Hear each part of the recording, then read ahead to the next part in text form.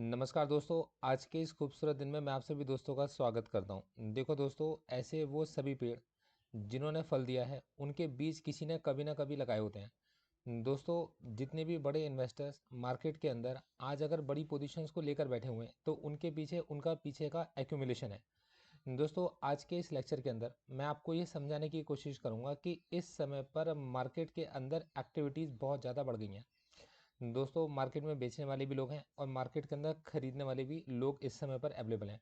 दोस्तों, आज मैं आपको बिल्कुल क्रिस्टल क्लियर एनालिसिस कर कर बताऊंगा कि क्या क्या रिस्क इस समय पर एसोसिएटेड हैं, अगर नेगेटिव हो सकता है तो क्या क्या हो सकता है और कितना होने के चांसेस हैं। दोस्तों, अगर हमारी पोजीशन में हमारी स्ट्रेटजी क्या हो, और दोस्तों अगर पॉजिटिव हो सकता है तो क्या क्या हो सकता है और कितने पॉजिटिव होने के चांसेस हैं। तो दोस्तों, आज के इस लेक्चर को अटेंड करने के बाद आपके बहुत बड़े दिमाग के अंदर सवाल चलेंगे और बहुत बड़े जो आपके डाउट्स होंगे वो कुछ कॉन्सेप्ट के जरिए मैं क्लियर कराने की पूरी कोशिश करूंगा। दोस्तों, मेरा नाम है गौरव। मैं हूं एक सेबी रजिस्टर्ड रिसर्च एनालिस्ट। गुल्लक गौरव सर डॉट इन मेरा कॉन्सेप्ट है, जिसके अंतर्गत मैं मेरे क्लाइंट्स को बताकर चलता हूं ऐसी अपॉर्चुनिटीज़ जिनके अंदर रिस्क डिफाइंड होता है। बिजनेसेस के पीछे के क्या रैशनल्स हैं, ये मैं समझाने की और बताने की कोशिश करता हूँ। और over the period of time अपने फाइनेंशियल गोल्स के लिए इन स्टॉक्स को मेरे क्लाइंट्स अपने इन्वेस्टमेंट एडवाइजर से सलाह मशवरा करने के बाद मार्केट में निवेश के लिए सेलेक्ट कर चलते हैं। तो दोस्तों, मेरी रिसर्च रिपोर्ट्स के अंदर स्टॉक्स भी होते हैं। मेरी रिसर्च रिपोर्ट्स अगर आप सब्सक्राइब करना चाहो तो निफ्टी के लिए भी होती हैं। और दोस्तों, अगर आप मेरी रिसर्च रिपोर्ट्स को सब्सक्राइब करना चाहो तो वो गोल्ड के लिए भी होती हैं। तो दोस्तों, अब मैं आपको एक एक चीज़ करके स्टेप बाय स्टेप आपको बताकर चलता हूँ। देखो दोस्तों, मार्केट को सबसे पहले हमें समझना होगा कि पिछले काफ़ी दिनों से मार्केट के अंदर एफआई सेलिंग कर रहे थे। मतलब कुछ ऐसी इंफॉर्मेशन उनके पास में थी जिस इंफॉर्मेशन से हम लोग दूर थे। दोस्तों, ये मैंने आपके सामने निफ्टी 50 का सिंगापुर का चार्ट मैंने आपके सामने लगा रखा है। दोस्तों, सिंगापुर एक के अंदर सबसे ज़्यादा कॉन्ट्रैक्ट्स हमारे ट्रेड होते हैं और यहाँ पर फॉरेन इन्वेस्टर्स भी होते हैं, जो मतलब इवन सैटरडे और संडे के दिन भी ये सिंगापुर निफ्टी खुलता है। और यहाँ पर अगर आप देखेंगे कि जो निफ्टी 50 सिंगापुर है, यहाँ पर जो कॉन्ट्रैक्ट्स हमारे ट्रेड हो रहे होते हैं, इनके अंदर ओवरनाइट पोजीशन भी बन रही होती हैं। तो दोस्तों, मैक्सिमम जगह पर ये देखिए मेरे को ना थोड़ा कॉन्टिन्यूस चार्ट मिल जाता है, जिससे कि मुझे इसके अंदर ब्रेक नहीं मिलते। तो यहाँ पर मैं आपको ये समझाने की पूरी कोशिश करूँगा। दोस्तों, मैं थोड़ा सा आपको पीछे लेकर आता हूँ। और इसको समझने के लिए देखो, हमेशा हर चीज़ है मतलब फ्यूचर हमारा हिस्ट्री पर लाई करता है। दोस्तों, मैंने 3 मूविंग एवरेजेस का सहारा लिया है, जिसमें एक है 5 दिन का मूविंग एवरेज, एक है 20 दिन का मूविंग एवरेज और एक मैं लेके चल रहा हूँ 200 दिन का मूविंग एवरेज। देखो दोस्तों, 200 दिन के मूविंग एवरेज को सेलेक्ट करने के पीछे की मेरी जो वजह है वो ये कि बहुत सारे इन्वेस्टर्स मतलब जिस बहुत सारे बड़े इन्वेस्टर 200 दिन के मूविंग एवरेजेस को लेकर चलते हैं और उसे ट्रैक करके चलते हैं। अब दोस्तों, 200 दिन के मूविंग एवरेज के अकॉर्डिंग अगर आप देखेंगे तो इस समय जो प्राइस निकल के आता है वो 12,643 के आसपास का। और ये 13,000 ये कॉन्ट्रीज मतलब पीछे से देके चल रहे हैं, सॉरी। तो दोस्तों, अब सबसे पहले हम देखते हैं कि जो हमारा 200 दिन का मूविंग एवरेज है वो भी हमें क्या प्राइस दिखाता है। और मैं पीछे से मैं आपको इसको समझाना शुरू करूँगा। पहले एक मिनट रुकिए। पहले इसका देखते हैं कि इसका 12 डेज का जो मूविंग एवरेज है वो 200 दिन का मूविंग एवरेज हमें 17,035 के प्राइस को हमें दिखाता है। और अभी हमारे जो कॉन्ट्रैक्ट्स हैं, ये जो अभी हमारे कॉन्ट्रैक्ट्स हैं, ये 17,035 मतलब इस मूविंग एवरेज के 200 दिन के मूविंग एवरेज के नीचे इस समय पर जो ये सिंगापुर निफ्टी ट्रेड कर रहा है। दोस्तों, कल की क्लोजिंग को अगर आप देखेंगे तो पीछे के लोस के नीचे आप यहाँ पे देखेंगे कि कॉन्टिन्यूसली लोअर हाइज बन रहे हैं। मतलब ये जैसे निफ्टी यहाँ पर राइज करने की कोशिश करता है, इसके अंदर एक सेलिंग आ जाती है। तो हर राइज पर यहाँ पर सेलिंग के लिए मतलब सेलर्स बैठे हुए हैं और हम यहाँ पर नोटिस कर रहे हैं कि कॉन्टिन्यूसली ये एक डिक्लाइनिंग फेज में चल रहा है, जो कि यहाँ से होना शुरू हुआ 18,270 से डिक्लाइन होना शुरू हुआ। और कॉन्टीन्यूसली हम देख रहे हैं कि इसके जो हाइज हैं वो लोअर हाइज हमारे पास बन रहे हैं। तो दोस्तों, ये लोअर हाइज हमारे पास में बन रहा है, इसका सीधा सा मतलब है कि निफ्टी 50 सिंगापुर निफ्टी के अंदर जो कॉन्ट्रैक्ट ट्रेड हो रहे हैं वो शॉर्ट की पोजीशंस के कॉन्ट्रैक्ट हो रहे हैं, ट्रेड हो रहे हैं। सबसे पहली बात हमें ये समझ में आती है। दोस्तों, जितने भी मूविंग एवरेजेस हैं, प्राइस इन सभी मूविंग एवरेजेस के नीचे ट्रेड कर रहा है और ये मूविंग एवरेजेस यहाँ मीट करने के बाद एक डाउन साइड में अपनी पोजीशंस को दिखा रहे हैं। तो दोस्तों, मार्केट के ट्रेंड को अगर समझा जाए तो टेक्निकली मार्केट का ट्रेंड है नेगेटिव। दोस्तों, पीछे रीजंस कुछ भी हो सकते हैं। हम यहाँ काफ़ी पीछे से भी अगर आप देख के चलेंगे तो ये 18,500 के पास से प्राइस है। तो देखिए यहाँ पर भी ये एक हाई बना, फिर उसके बाद में फिर इसने ऊपर उठने की कोशिश की लेकिन ये शॉर्ट हो गया, फिर उसके बाद ये वापस इसी जगह पर आया और फिर यहाँ से शॉर्ट बना और फिर ये जगह पर आता है फिर शॉर्ट बना। तो कॉन्टिन्यूसली हमारे पास में लोअर हाइज बन रहे हैं। अब दोस्तों थोड़ा सा मैं पीछे लेकर जाने की आपको कोशिश करूंगा और मैं आपको मतलब जो मुझे रैशनल्स हैं बहुत ही ईमानदारी के साथ समझाने की आपको कोशिश करूंगा, जिसे आप अपने इन्वेस्टमेंट एडवाइजर से जरूर डिस्कस कर लीजिएगा। देखिए दोस्तों, मैं यहाँ पर पीछे आपको लेकर आया हूँ सन 2020 में मैं आपको लेकर आया हूँ और 27/10/2020 है जब हमारे पास में निफ्टी ने राइज करना शुरू करा और 12,774 के पास में 11/11/2020 को, एक मिनट और पीछे लेकर आना पड़ेगा मेरे को आपको, यहाँ इस जगह सॉरी। देखिए दोस्तों, ये वो जगह थी जहाँ से एक डिक्लाइन बनना शुरू हुआ था और कोरोना का टाइम आया था और कोरोना के टाइम पर मार्केट एकदम से नीचे की तरफ गिरा था। अब ध्यान से समझिएगा बात को।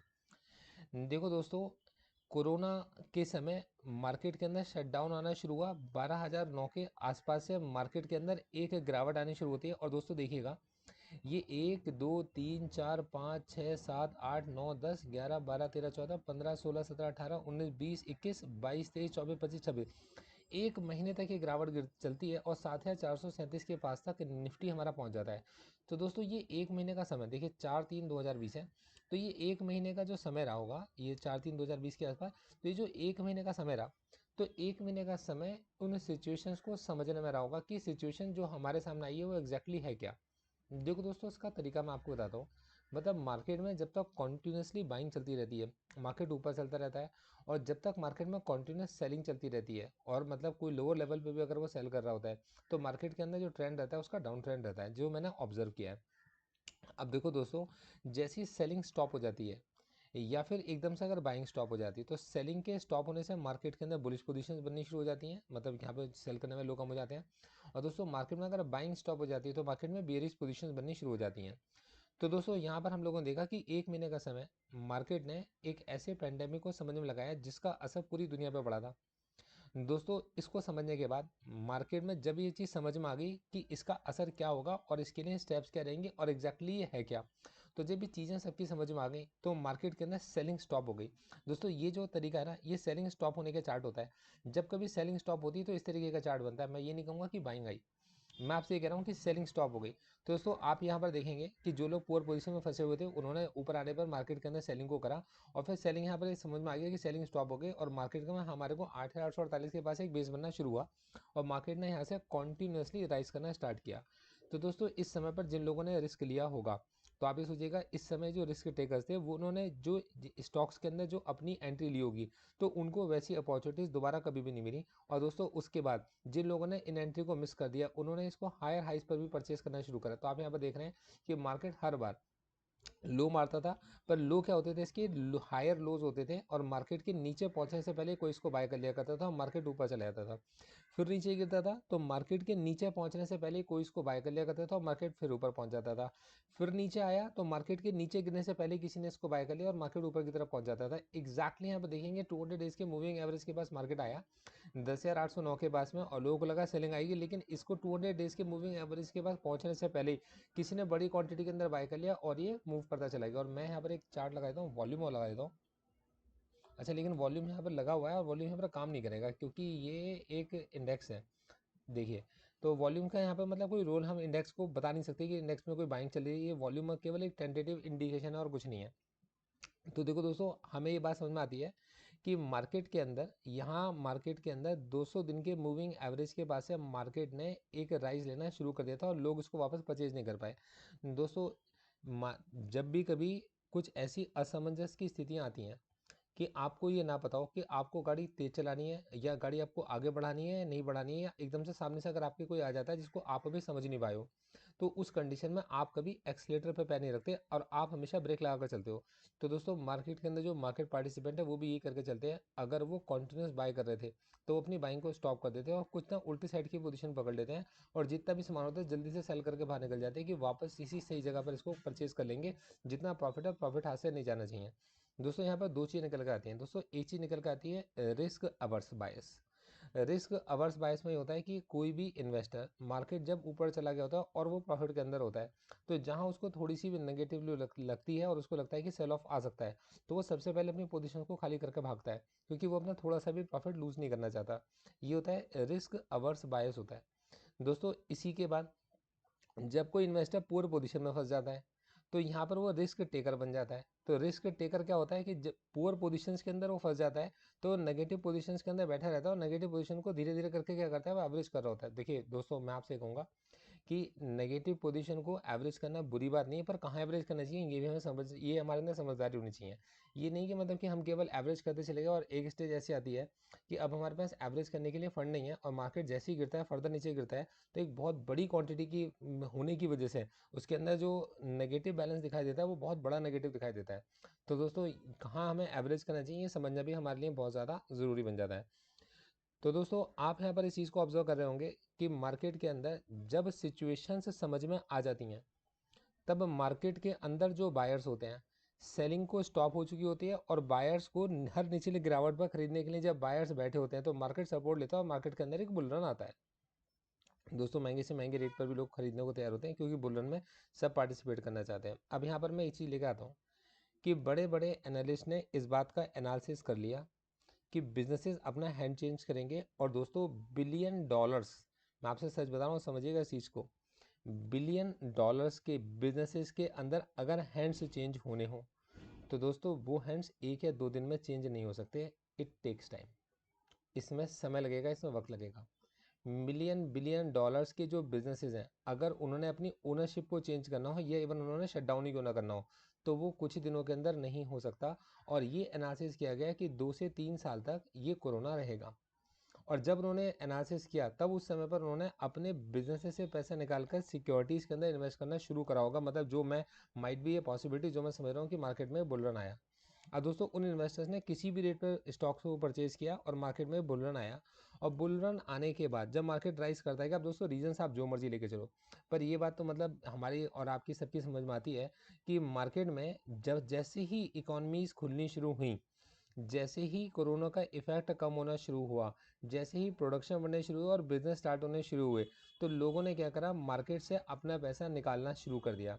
और दोस्तों, जैसे बिजनेस शुरू होने शुरू हो गए, दोस्तों 18,500 के आसपास, 18,800 के आसपास जब लोगों को 20,000 25,000 की डिमांड लगने लगी, तब दोस्तों एक बात मेरी समझ में आती थी कि मार्केट से पैसा अभी बाहर निकाला जाएगा। तो दोस्तों, उस कंडीशन में अगर आप पैसा निकालोगे ऐसे स्टॉक्स में से जो कि दुनिया की बेस्ट कंपनीज हैं, तो ये पैसा निकालकर आप कहाँ लगाओगे, बिजनेस में लगाओगे या उन बिजनेस में लगाओगे जिसके अंदर नए ओनर्स आ चुके हैं। तो दोस्तों, यहाँ पर जिनके अंदर ऑलरेडी हैंड चेंज हो चुके थे, नए ओनर्स आ चुके थे, नए मैनेजमेंट आ चुका था और एक्यूमुलेट कर चुका था, बिजनेस को ले चुका था एक सस्ती जगह पर, दोस्तों ऐसे बिजनेसेस को आइडेंटिफाई किया गया और उसके अंदर लोगों के अंदर मैंने देखा कि स्टॉक्स ने काफ़ी अच्छी रिटर्न भी निकाल कर दिखाई होगी। दोस्तों, उसके बाद मार्केट के अंदर मैंने देखा कि प्रॉफिट बुकिंग आनी शुरू हो गई है और मुझे अब लगने लगा कि अब मार्केट जो है 18,500, कि जब ये मार्केट का 18,500 आएगा, तो ये 18,500 ही इसका हाई है और फिर उसके बाद अब यहाँ से कंटिन्यू डिक्लाइन में जाएगा।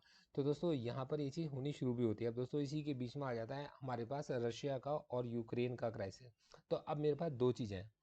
सबसे पहली चीज़ तो मेरे पास में ये कि इन्वेस्टर्स ये नहीं जानते कि आने वाला समय कैसा होगा, क्या क्या हो सकता है, मतलब आशंकाएं हैं जो भी हैं उनको भी पूरी तरह कैलकुलेट नहीं किया गया था। तो दोस्तों, मार्केट के अंदर क्या आया, एक सेल ऑफ आया और जब तक ये कैलकुलेट नहीं कर लिया जाएगा तब तक सेल ऑफ आता रहेगा। पहला फैक्टर तो ये।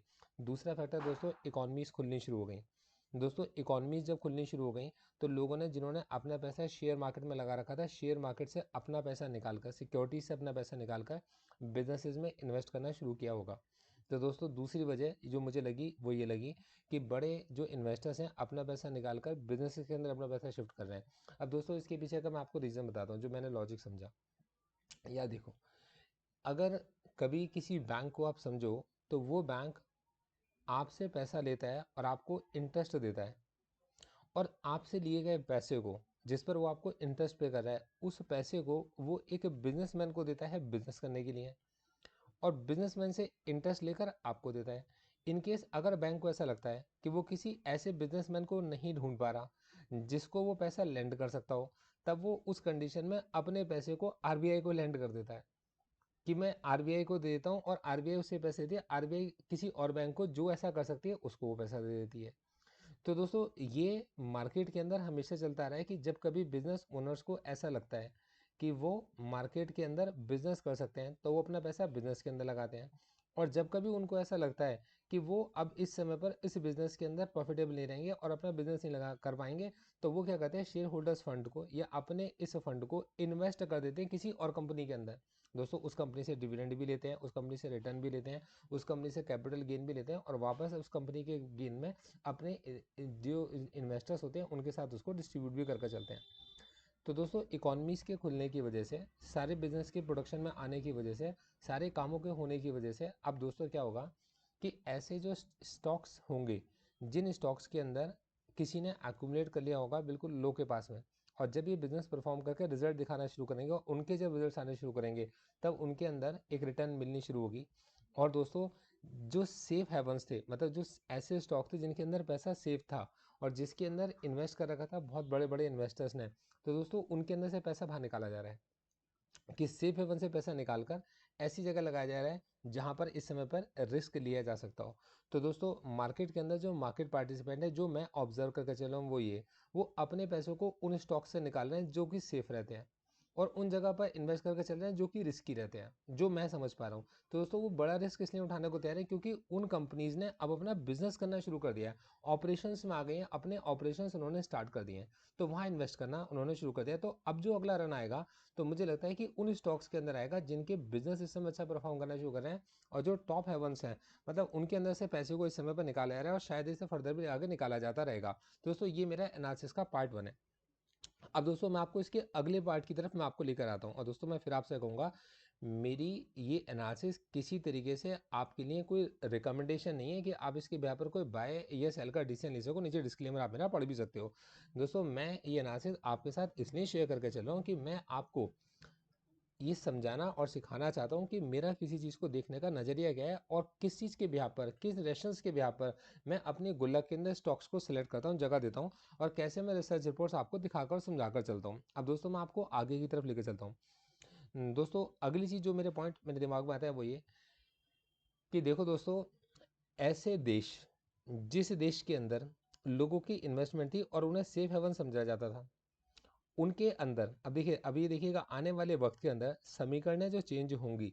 तो देखो दोस्तों, किसी भी देश के अंदर बिजनेस को करने के लिए इकोनॉमिक्स को तो समझा ही जाता है बिजनेस की, और साथ में पॉलिटिकल फैक्टर्स को भी देखा जाता है कि स्ट्रॉन्ग लीडरशिप किसकी है। तो दोस्तों आने वाले वक्त के अंदर ऐसा ये समझ में आ रहा है कि इंडिया का जो कद है वो ऊपर की तरफ उठेगा, और इंडिया का कद ऊपर की तरफ उठेगा, बल्कि उठ ही रहा है और उठ भी गया है। दोस्तों ये भी पॉसिबिलिटीज़ है। अब ये कयास लगा जाएंगे कि आने वाले वक्त में इंडिया के अंदर यूएनएससी के अंदर हो सकता है इंडिया को कोई परमानेंट सीट दे दी जाए, हो सकता है कुछ ऐसी समीकरणें बैठे हैं कि इंडिया को एक लीडरशिप का रोल मिले और इंडिया उस कंडीशन में लीड कर कर चले। दोस्तों पॉलिटिकल स्टेबिलिटी इंडिया के अंदर वापस लौटे, ये इलेक्शन के रिजल्ट्स के बाद हमें पता चलेगा कि पॉलिटिकल स्टेबिलिटी इंडिया के अंदर पहुंचे और लोगों को पता चल जाए कि मार्केट की अब अगले 5 साल की तरफ डायरेक्शन क्या रहेगी, मतलब पॉलिटिकल एनवायरनमेंट की डायरेक्शन क्या रहेगी। तो दोस्तों अगर सारे फैक्टर्स एक साथ अलाइन कर गए, और अलाइन अगर वो करते हैं, तब उस कंडीशन में मार्केट के अंदर फिर से मेरे को ऐसा लगता है कि मार्केट में जब बिजनेस परफॉर्म करना शुरू करेंगे तो ऐसे बिजनेस जो परफॉर्म करना शुरू कर रहे हैं, इन्वेस्टर्स जिनमें जो उसमें अभी इस समय पर रिस्क ले रहे हैं, वो आने वाले वक्त में उनसे एग्जिट नहीं करेंगे, और जब वो उनके अंदर से एग्जिट नहीं करेंगे तब उस कंडीशन में सेलिंग स्टॉप हो चुकी होगी, और जब उनके अंदर सेलिंग स्टॉप हो चुकी होगी और बायर्स उसको बाय करना चाहते होंगे, तब उन्हें हर डिप पर बाय करना होगा और वो हायर हाइस पर जाकर इसको बाय करेंगे। तो दोस्तों मेरे को ऐसा लगता है कि इस समय पर हमारे को करना चाहिए सिप, मतलब जो मैं समझता हूँ कि मैं ये मानता हूँ कि मैं जो कर रहा हूँ मैं आपको बता रहा हूँ कि मैं इस समय पर स्टॉक्स को एक्यूमुलेट कर कर चल रहा हूँ, ऐसे बिजनेसेस को एक्यूमुलेट करके चल रहा हूँ जहाँ मुझे ऐसा लगता है कि ये बिजनेस इन अब इस कंप्लीट लॉकडाउन, कोरोना की शर्तों के बाद, और ये धीरे धीरे करके जो जियो पॉलिटिकल टेंशन है इनके खत्म होते होते, ये जैसे जैसे बिजनेस ये खुल रहे हैं और ये ऑपरेशंस में आना शुरू करेंगे, इनके ऑपरेशंस इंक्रीज होंगे, और जब इनके ऑपरेशंस इंक्रीज होंगे तब इनके रिजल्ट्स भी आने शुरू करेंगे, कंपनी अच्छे रिजल्ट पोस्ट करेंगी, इनकी डिमांड बढ़नी शुरू होगी, और वो इन्वेस्टर जो इसके अंदर रिस्क उठा रहे हैं वो यहाँ से अपने प्रॉफिट को बुक अगर नहीं करेंगे, सेलिंग को स्टॉप कर देंगे, दोस्तों आने वाले वक्त में इस एक्यूमुलेशन की वजह से ये स्टॉक राइज करेंगे, तो मैं केवल उन्हीं स्टॉक्स पर अपना फोकस कर चल रहा हूँ। ये मेरा इसके अंदर व्यू है। दोस्तों अगली चीज़, ये मार्केट है और मार्केट के रिस्क को हमेशा हेज किया जाता है। अब हेज करने का मैं आपको सिंपल सा तरीका समझाता हूँ। आपने एक गाड़ी खरीदी, सर आपने एक गाड़ी खरीदी और आप उस गाड़ी पर 25,000 रुपये साल का इंश्योरेंस भी करा रहे हो। भाई इंश्योरेंस का प्रीमियम भी आप पे करके चल रहे हो। आपकी गाड़ी की कीमत है 20 लाख। भाई उस 20 लाख की गाड़ी में अगर कोई 25,000 रुपये साल के आपसे इस बात के लेके चल रहा है कि ये 25,000 रुपये आप मेरे को दो, ये इस बात की गारंटी है कि अगर आपके पास में आपकी ये जो गाड़ी है, अगर आपकी इस गाड़ी को कोई नुकसान होगा तो वो इंश्योरेंस कंपनी उसके क्लेम को फिल कर रही होगी। तो दोस्तों ऐसी कंडीशन में क्या होता है कि अगर कोई पुट का राइटर, जो पुट का राइटर होता है वो अगर आपको ये एश्योरेंस देके चल रहा होता है, तो बेसिकली जब आप किसी के पुट ऑप्शन को लॉन्ग कर रहे होते हो, मतलब बाय कर रहे होते हो, तब आप एक पुट के सेलर के साथ एक ही शर्त लगा रहे होते हो कि मार्केट नीचे नहीं गिरेगा। मार्केट नीचे गिरेगा, आप ही शर्त लगा रहे होते हो कि मार्केट नीचे गिरेगा, क्योंकि आप अपोजिट साइड में होते हो। और पुट का वो जो सेलर है वो ये शर्त लगा रहा होता है कि मार्केट नीचे की तरफ नहीं गिरेगा। ठीक है जी। तो उस कंडीशन में अगर मार्केट नीचे गिरती है तो पुट का सेलर उस कंडीशन में लॉस में होता है। तो ऐसे समय पर लोग अपने पोर्टफोलियो को हैच करके चलते हैं। तो ऐसे स्टॉक जिसकी उनके पास एक बड़ी होल्डिंग होती है, तो वो उस स्टॉक्स की एक पुट ऑप्शन को भी लॉन्ग करके चलते हैं कि अगर ये स्टॉक कभी नीचे गिरा तो मेरी इस पुट ऑप्शन की वजह से इस पुट में जो मेरे पास प्रॉफिट आएगा, मैं इस स्टॉक्स को फर्दर बाय करके एवरेज कर लूँगा। तो दोस्तों एवरेज करने का ये होता है सही तरीका। तो बहुत सारी जगह पर आप लोगों ने देखा होगा कैश के अंदर बाई चलता है। तो जो बड़े इन्वेस्टर होते हैं वो कैश के अंदर बाय कर रहे होते हैं और स्टॉक्स के फ्यूचर्स को शॉर्ट कर रहे होते हैं।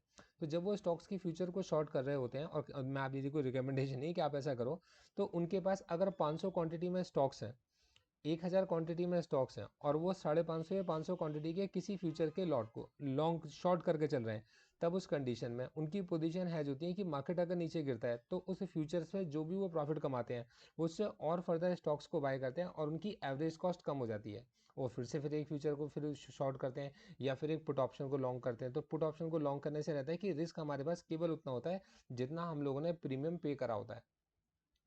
और दोस्तों उस कंडीशन में जिस स्टॉक को आपने परचेज कर रखा है उस स्टॉक का अगर आपके पास पुट ऑप्शन है, तो दोस्तों मैं अपने क्लाइंट्स को जब किसी स्टॉक की रिकमेंडेशन देता हूँ तो मैंने बताकर भी चलता हूँ कि जब हमारे पास एक बड़ी क्वांटिटी हम लोग एक्यूमुलेट कर लेंगे, तब हम इसको हेज करने के लिए पुट ऑप्शन को हम लोग लॉन्ग करके चलेंगे। और दोस्तों इस वीडियो के माध्यम से मैं आपको समझाने की भी कोशिश करूंगा कि किसी स्टॉक की एक बड़ी क्वांटिटी अगर हमारे पास ऑलरेडी होल्ड में हो है, तब हम अगर उस स्टॉक के पुट ऑप्शन को भी लेकर चलते हैं, तो क्या रहता है कि एक बड़ी क्वांटिटी अगर नीचे मार्केट गिरा तो पुट ऑप्शन में जो प्रॉफिट होगा उसको हम लोग यूज़ करेंगे, उस प्रॉफिट को अपने इस पोजीशन को एवरेज करने के लिए। और जो नए इन्वेस्टर्स होते हैं जिनके पास एक बड़ी क्वांटिटी नहीं है, तो उनके पास सिंपल सा सजेशन मेरे पास में रहता है कि यार कुछ लोग ऐसे होंगे जिन्होंने निफ्टी को 18,400 पर लॉन्ग किया होगा, कुछ ऐसे फिर उसके बाद में उन्होंने 17,000 पे भी लॉन्ग किया होगा, 1,000 पॉइंट नीचे पर उन्होंने इसको लॉन्ग किया। तो अगर आप इसे देख कर चलोगे तो इसे अलग अलग पॉइंट्स पर लॉन्ग करने की वजह से क्या होगा, उनके लॉन्ग करने का जो एवरेज प्राइस है वो कम निकल कर आएगा, क्योंकि उन्होंने एक एक क्वांटिटी को लिया। तो ऐसी कंडीशन में जो निफ्टी बीज होते हैं या बैंक निफ्टी के जो बीज होते हैं, तो उनको लोग धीरे धीरे करके एक्यूमुलेट करना स्टार्ट करते हैं। तो दोस्तों ये वो मेरा तरीका रहता है, मतलब जिस तरीके से मैं मार्केट के अंदर अपने साथ जुड़े, मतलब अपने सभी इन्वेस्टर्स भाइयों को, अपने सभी सब्सक्राइबर्स को ये समझाने की कोशिश करता हूँ कि यार मार्केट के अंदर आपकी जो मनी मैनेजमेंट है सिर्फ वही काम करती है, बाकी सब चीज़ें कभी चलती हैं और कभी नहीं भी चलती हैं। पर जो आपका मनी मैनेजमेंट का रूल है ये आपके कैपिटल को सेव करके रखता है, और मार्केट में अगर आपने अपनी कैपिटल को बचा लिया तो दोस्तों इसके बाद तो जो भी चीज़ होती है वो सिर्फ प्रॉफिट है। इस वीडियो को अगर आपकी समझ में आया हो तो अपने दोस्तों के साथ शेयर कीजिएगा। अगर आप मुझे पसंद करते हैं तो मेरे इसके वीडियो के लिए कुछ ना कुछ कमेंट जरूर लिख के जाइएगा। और अगर आप आने वाले वक्त में कभी हमारे गुल्लक के कुछ पोर्टफोलियोज़ को देखना चाहते हैं, तो आप gauravsir.smallcase.com पर अगर आप जाएंगे तो आपको मेरे पोर्टफोलियोज़ मिलेंगे और आप उन पोर्टफोलियोज़ को एसेस कर सकते हैं। और वहाँ पर अगर आप देखेंगे तो वहाँ मैंने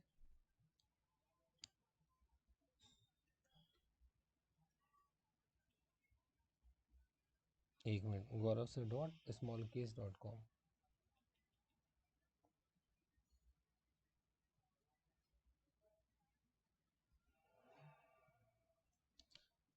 तो अगर आप gauravsir.smallcase.com पर जाएंगे तो यहाँ आपको मेरे वो पोर्टफोलियोज़ देखने को मिलेंगे, वो पोर्टफोलियो आइडियाज़ आपको देखने के लिए मिलेंगे जिनके अंदर मैंने आपको बताए होते हैं डिफरेंट डिफरेंट लेवल्स के, मतलब डिफरेंट डिफरेंट लेवल्स के स्टॉक्स को। मैं इसके अंदर मैं थोड़ा सा आपको बताना चाहता हूँ कि जो सेलेक्टेड 50 स्टॉक्स का जो पोर्टफोलियो मैंने क्रिएट किया है, देखो दोस्तों, इसके अंदर मेरी जो रिसर्च है काफ़ी पुरानी रही है और इसके अंदर मेरी होल्डिंग भी काफ़ी पुरानी काफ़ी स्टॉक्स के अंदर है। और मैं इसको मतलब कोशिश ये करता हूँ कि इसके अंदर धीरे धीरे करके 50 स्टॉक्स को एक्यूमुलेट किया जा सकता है, जो आने वाले वक्त में एक अच्छा रन निकाल कर दिखा सकते हैं। दोस्तों, स्विंग ट्रेडिंग अपॉर्चुनिटीज़ के अंदर मैं इसको वीकली रीबैलेंस करने की कोशिश करता हूँ, क्योंकि इसके अंदर जो सब्सक्राइबर्स आते हैं, इन सब्सक्राइबर्स को मैं हमेशा बताने की कोशिश करता हूँ कि कम छोटे स्टॉक्स में जिनके अंदर अपॉर्चुनिटीज़ बनती हैं, उन स्टॉक्स को हम अभी एक्यूमुलेट कर सकते हो। दोस्तों, इस तरीके से penny stock, mid cap stock, large cap stock की इस गुल्लक को, ये एक ऐसा पोर्टफोलियो जिसके अंदर मैंने मतलब मेनली मैंने पेनी स्टॉक को हाईलाइट किया, फिर उसको कवर करने के लिए मैंने एक मिड कैप और लार्ज कैप स्टॉक को भी इसके अंदर मैंने ऐड किया हुआ है। दोस्तों, यहाँ अगर हम लेकर चलेंगे गुल्लक ऑफ स्टॉक 100, ये बहुत ही छोटी क्वांटिटी में, मतलब बहुत ही कम अमाउंट के साथ अगर कोई एक्यूमुलेट करना चाहता है, तो उनके लिए मैंने कुछ स्टॉक्स को सेलेक्ट करके ऐड किया है। और दोस्तों, ये है कंजर्वेटिव इन्वेस्टर्स के लिए स्टॉक्स गुल्लक 3, ये केवल कंजर्वेटिव इन्वेस्टर्स के लिए। इनके जो स्टॉक्स हैं ना तो बहुत ज़्यादा मूव करते हैं और ना बहुत ज़्यादा नीचे गिरते हैं, मतलब हर समय पर ये काफ़ी वक्त तक ही रुके रहें। तो दोस्तों, ये मैंने अपने कुछ पोर्टफोलियो आइडियाज़ मैंने बना रखे हैं, तो आप इनको देख सकते हो। Thank you so much. All the best.